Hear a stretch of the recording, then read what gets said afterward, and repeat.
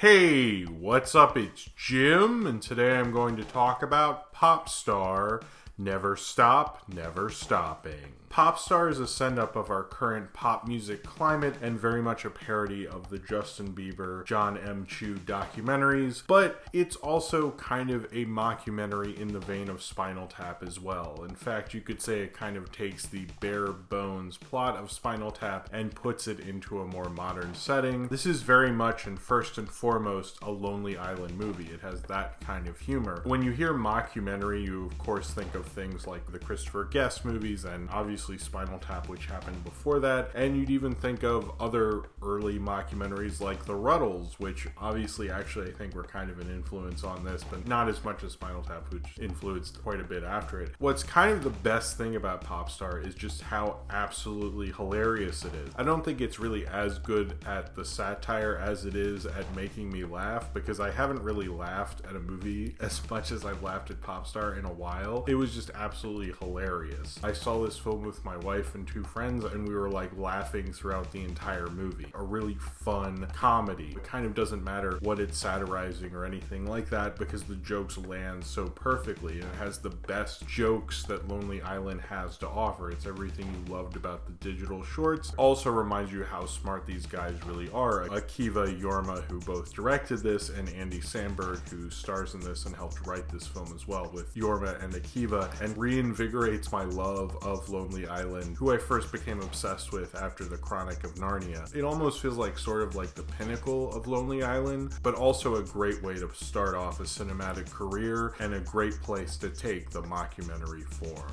A huge pop star named Connor For Real is about to launch his second huge album after his first massive album called Thriller Also, and it doesn't do very well after it is downloaded into everyone's appliances and ovens and refrigerators, much like what happened with U2, and then has a very disastrous tour as he's not working with his regular DJ Owen, who helped him develop everything from his previous group, the Style Boys, which he was a part of, who had a messy breakup, and Connor's trying to stay relevant, and then gets rapper Hunter on his tour, and everything keeps falling apart as we watch his fall from fame and how he's not exactly able to handle it, with various hilarious and very amusing results as he's not able to rise to fame any longer. I think pretty much every review of Popstar is going to bring up Spinal Tap, and I kind of thought a lot about that after watching it, but I kind of didn't think about it much while I was watching it, because I think the difference between Spinal Tap and Popstar is very much, I think, kind of how you would make Spinal Tap in 2016, but also kind of shows how that's really changed, because there's a part in this which is actually really funny where Connor For Real is having an argument with Hunter, who was on his tour, who's helping him sell tickets because he's not selling enough tickets, but they have a confrontation, and Connor For Real's documentary is there, and Hunter the Hungry's documentary crew as well, and he actually gets confused which camera is his own documentary crew, and then there's a third documentary, which I won't spoil that joke, and they all get tangled up and confused, and it's actually like kind of the way pop stars are now. They have MTV documentary specials. Justin Bieber had 2 documentaries in theaters, so the idea of Spinal Tap is like Harry Shearer had to like tour with a band and discover these things, and they had to do it, and they filmed it like kind of a rock documentary at the time, but the real difference is that almost every pop star has a documentary now. Not every band is going to have a documentary to sell on VHS, even in the early 80s. So our whole idea of what a pop star is, and a very excessive, extravagant pop star is then and now, have absolutely 100% changed, and this film very much reflects that. It has the TMZ parody, which is absolutely hilarious and very surreal. It takes in a lot of the media that's going on at the time and brilliantly satirizes it, but also realizes you can't really do a movie about a pop star now and do it in this way without acknowledging all those things. It kind of understands the forum and is much a parody of this person as it is a parody of people making documentaries about this person, which I don't think Spinal Tap was as much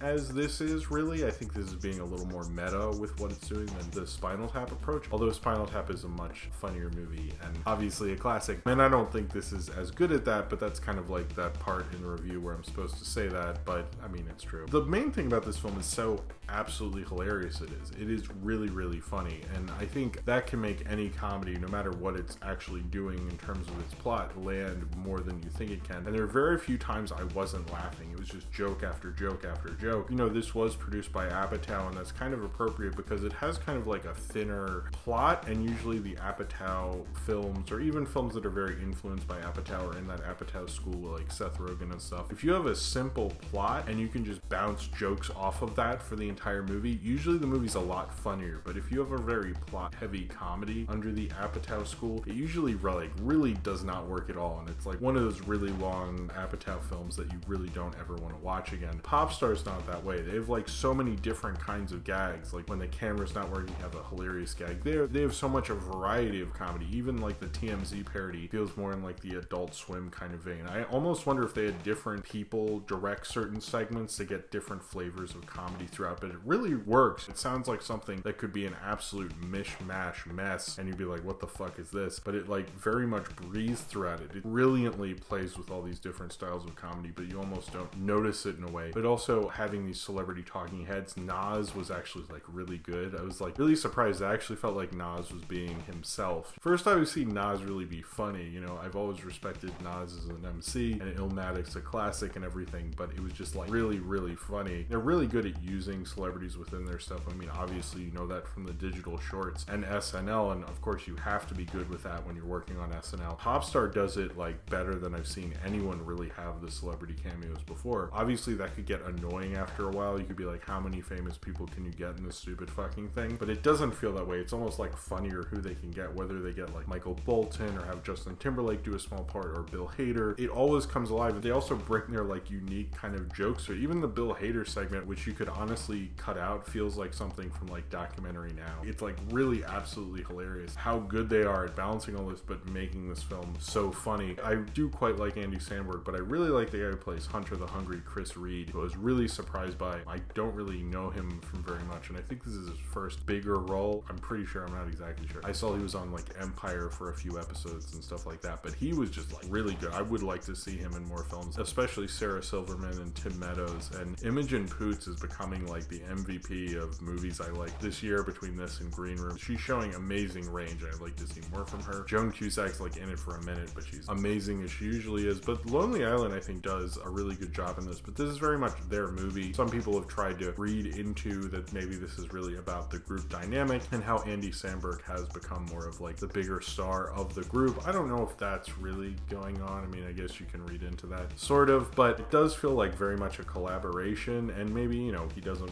actually want to direct and they want to write and they're all comfortable with that. That's kind of what I always assumed. I remember when I first saw Chronic of Narnia and I got like obsessed with them, and I had to watch the Awesome Town pilot. I watched every digital short that came out, and it kind of reminded me why I thought that humor was so funny, because you kind of never expected what they were going to do. It was like always hilarious, their kind of references, and I think they're very good at balancing that better than most comics are. It's kind of like one style of comedy, and their style is kind of like almost a free-for-all, but almost smart in its own free-for-allness. I kind of don't want to spoil any of the jokes, so I'm not going to mention too many of them, but there are like just so fucking funny. I mean, between the songs, She Wanted Me to Fuck Her Like the US Fucked Bin Laden, like the music video you saw on SNL doesn't even play in the movie, but they still play that song. I actually liked a lot of the songs. Apparently most people didn't. I thought they were fairly memorable. They're kind of Lonely Island songs, so if you know they were kind of humor, that's not surprising. It's also a little different than Spinal Tap, because before you see Spinal Tap, you're not necessarily familiar with them as a group. It was kind of a surprise, and this is kind of like everyone's very familiar with Lonely Island, so it's like Lonely Island putting themselves in this. I'd actually like them to do more kind of meta movies like this. I saw Hot Rod like once, I don't remember it, and I wasn't a huge fan of it. Popstar, just like that's the kind of thing I always like dreamed they could do, this awesome like crazy kind of parody, satire, nonsense kind of hilarious movie. They just utilize this film very well and utilize this format excellently. And as much as it's making fun of like Justin Bieber, it's making fun of Justin Timberlake, it's like the Style Boys or like the Beastie Boys or something. It's such a mishmash of different things they can make fun of, and just regular jokes. Like they have a song about everything this guy has in his Jeep. Really ingenious what they're doing with Popstar, and it kind of makes me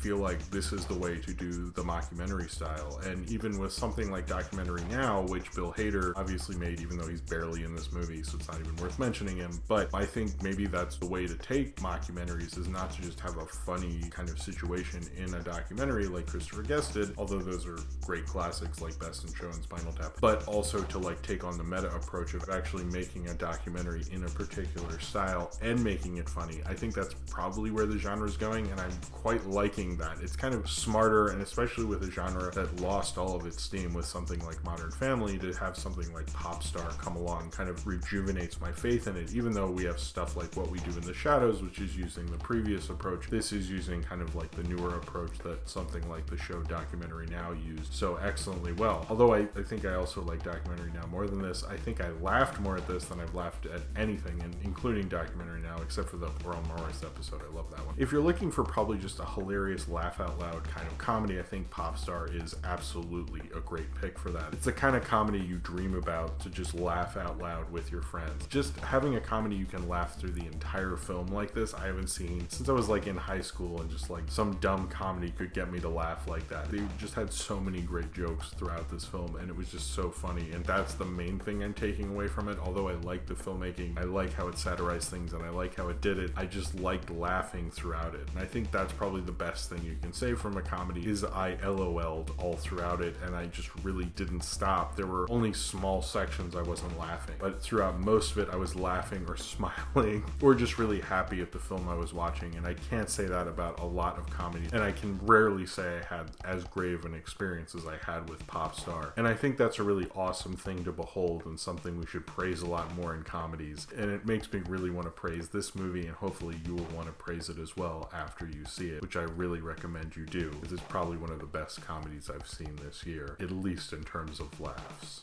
So if you have seen Popstar and you would like to talk about it, then comment below in the comments and subscribe if you would like to.